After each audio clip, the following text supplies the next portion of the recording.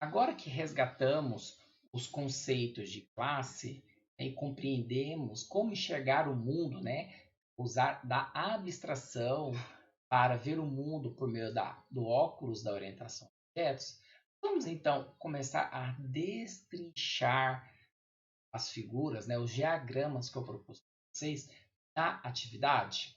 Bom, fico observando aqui, né, quais são os elementos que vocês observaram. Então, nós temos os retângulos e algumas linhas que se conectam entre esses retângulos.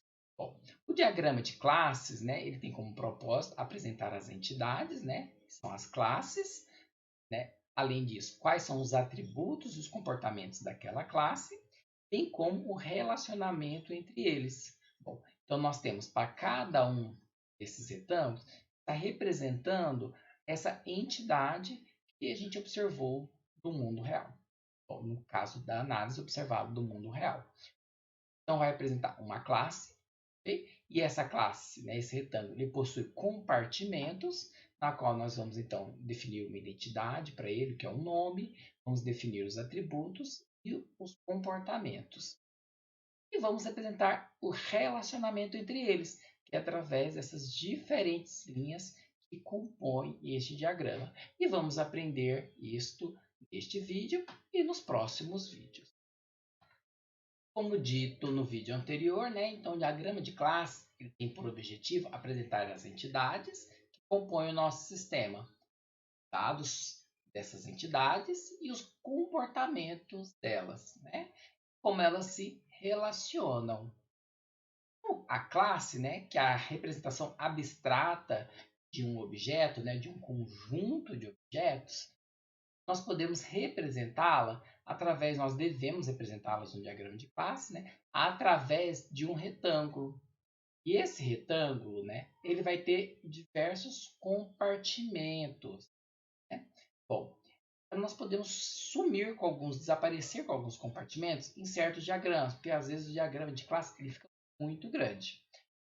Mas, né, vamos considerar o padrão, que foi o que vocês viram no exercício de observação. No diagrama de classes, né, para cada classe, então para cada retângulo, né, eu vou ter que fornecer um nome daquela classe, os atributos daquela classe e os métodos da classe.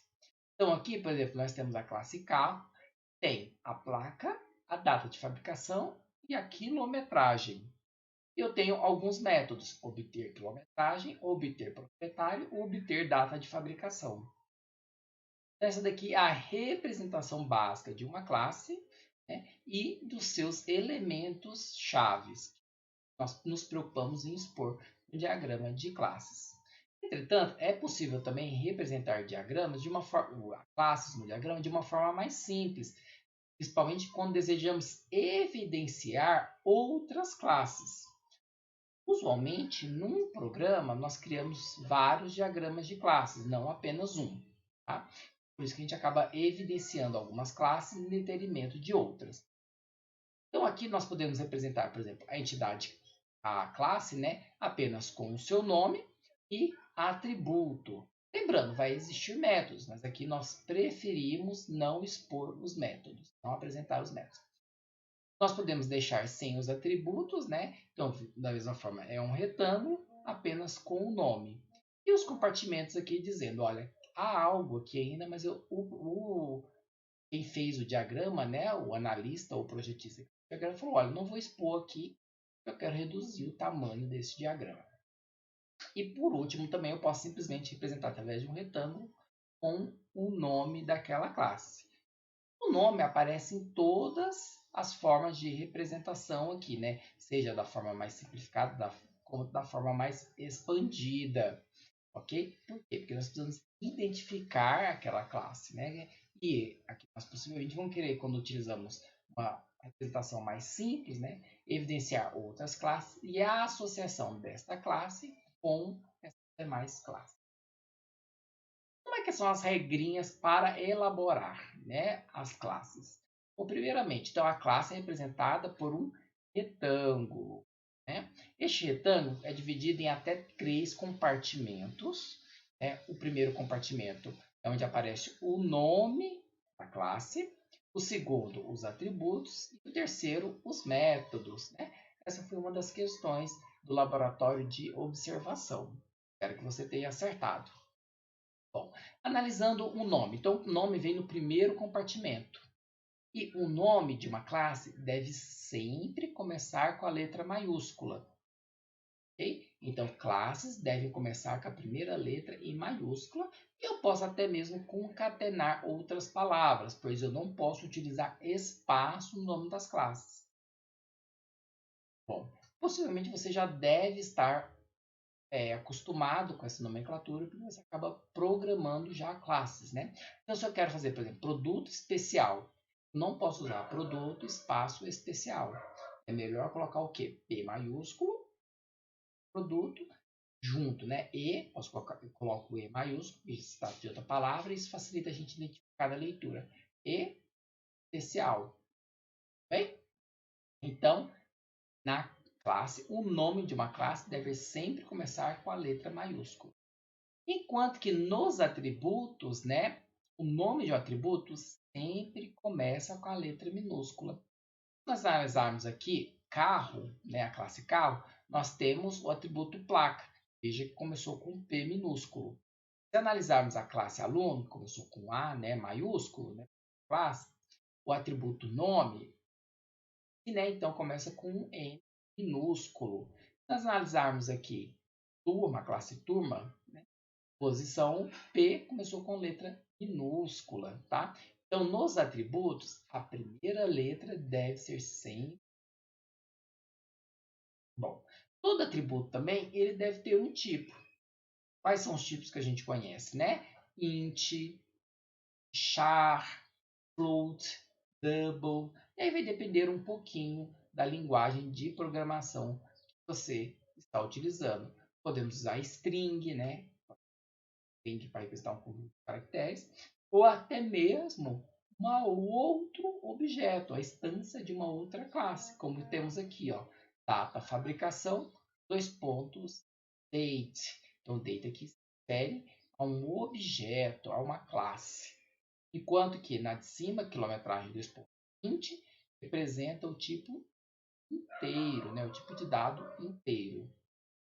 E agora falando aqui, como é que fica então? Como todo atributo ele deve ter um tipo, nós especificamos esse tipo logo em seguida ao nome. Então vem o nome, eu coloco dois pontos e o tipo do objeto.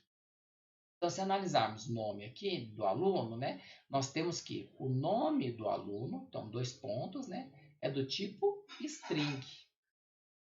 Posição, dois pontos, observe que é obrigatório colocar o dois pontos no compartimento, dois pontos int. Então, quer dizer o quê? Que posição é um número inteiro.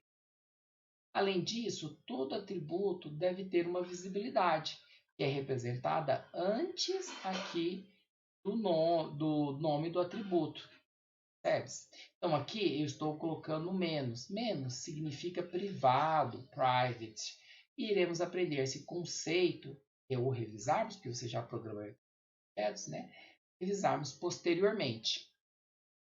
Okay? Então, aqui eu coloquei a visibilidade. É importante porque o programador, ao olhar essa classe, ele vai ter que criar classe na linguagem específica, né? E os seus atributos e colocar a visibilidade definida pelo projetista, por quem elaborou este diagrama. Visibilidade vai ser um tópico separado deste vídeo. Okay? Como a representação de entidades é por meio de classes e as classes vai possuir nome, atributo e métodos, então vamos ver algumas regrinhas para a descrição de métodos no diagrama. Né? Bom, de forma análoga aos atributos, todo método ele vai ser especificado então aqui no terceiro compartimento, enquanto que os atributos é no segundo compartimento. Então, no terceiro compartimento, nós colocamos métodos listados, uma lista dos métodos, ok? E todo método deve começar com uma letra minúscula. Tá? Então, utiliza-se a primeira letra minúscula e nome dos métodos. Okay? Então, se pegarmos aqui, por exemplo, olha, get quilometragem, o G minúsculo. verificar status motor, o V é minúsculo, responder chamada, o R é minúsculo, fazer chamada, o F. Nós sabemos que os métodos, né, você já programa, os métodos eles podem ou não retornar um dado ou um objeto. Nós representamos isso no diagrama de classes. Então, após o nome do nosso método, né, abre e fecha parênteses, a gente vai ver o conteúdo da questão dos argumentos aqui, eu coloco dois pontos. Após os dois pontos, o tipo do retorno. Né? Então, aqui é void, quer dizer que este método não retorna um determinado dado ou objeto. Enquanto que vamos observar getNome.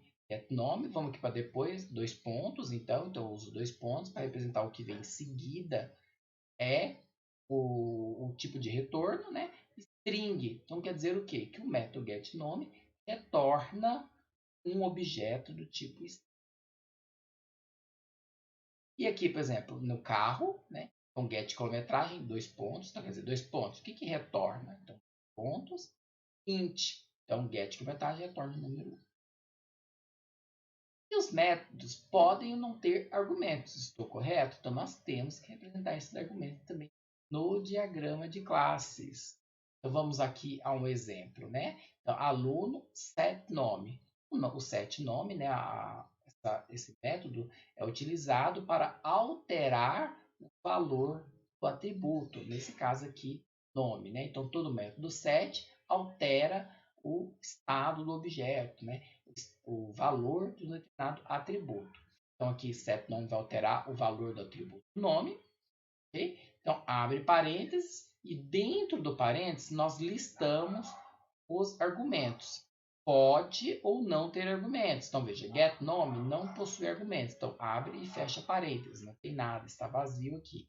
Agora, setNome possui um argumento. Então, aqui o argumento, eu dou um nome para esse argumento. Aqui, no caso, é nome. E em seguida eu tenho que colocar dois pontos e o tipo desse argumento. Então, nome, dois pontos, string. Quer dizer o quê? Ao chamar o método setNome, eu espero que o código que chamou, a parte do código que chamou o setNome, repasse um parâmetro, um objeto do tipo string. Okay?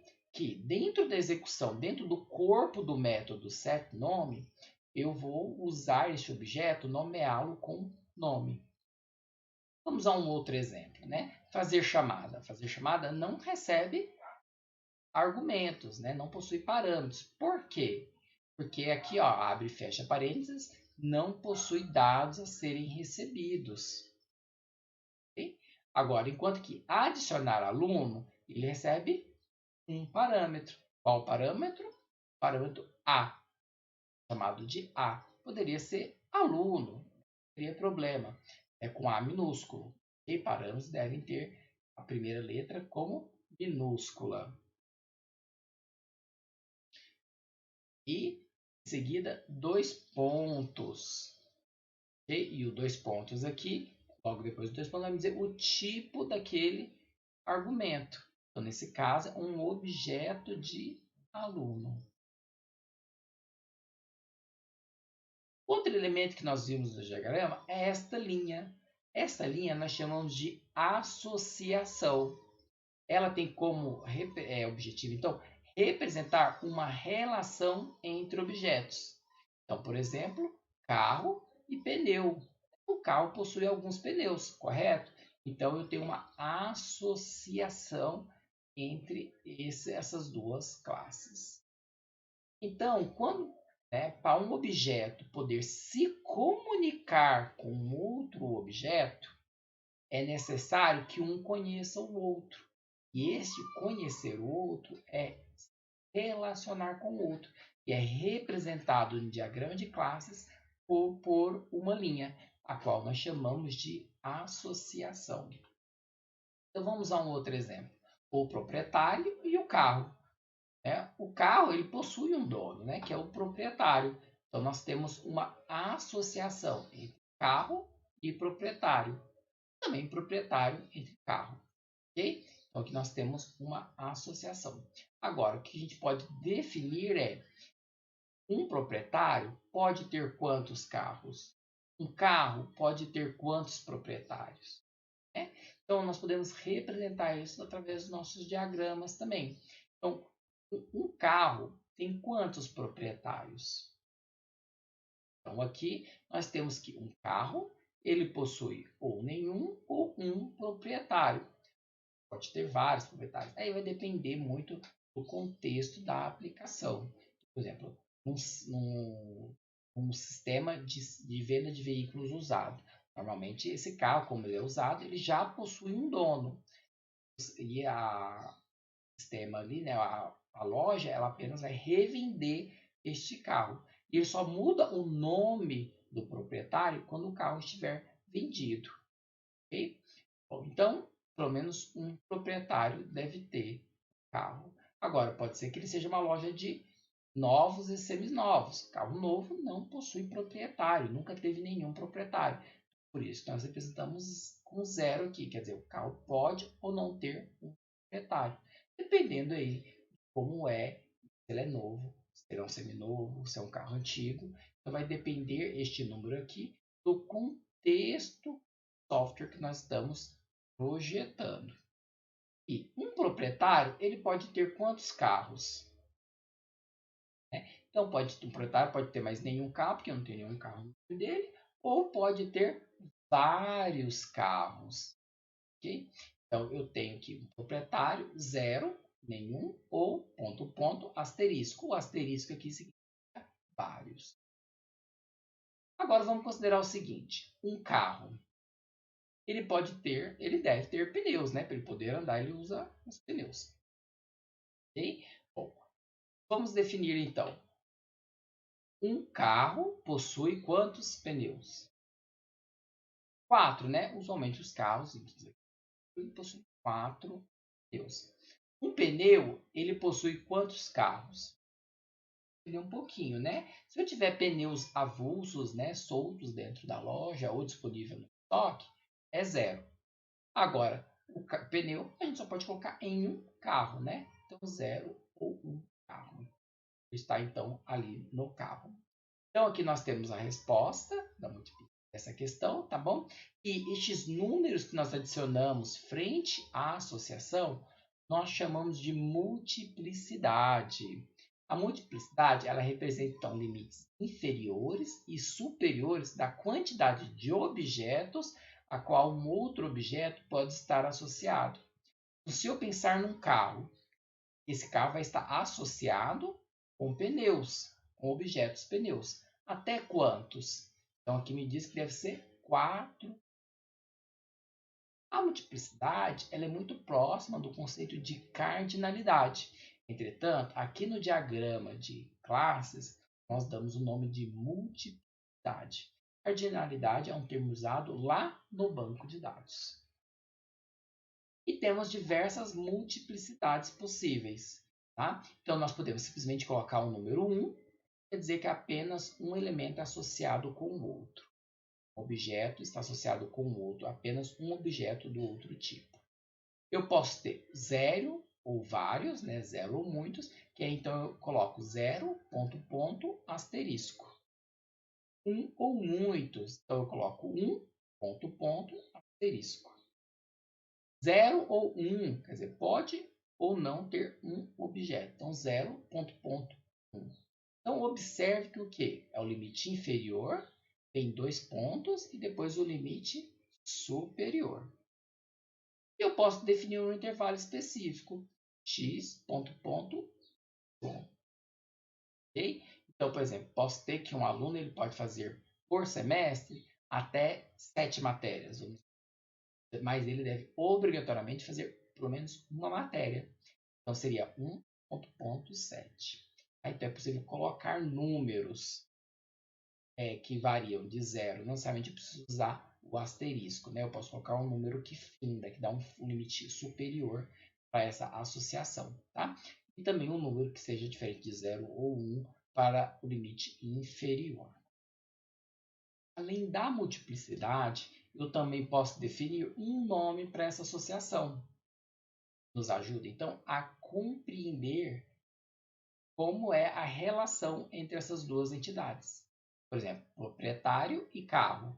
A gente sabe que o proprietário possui um carro.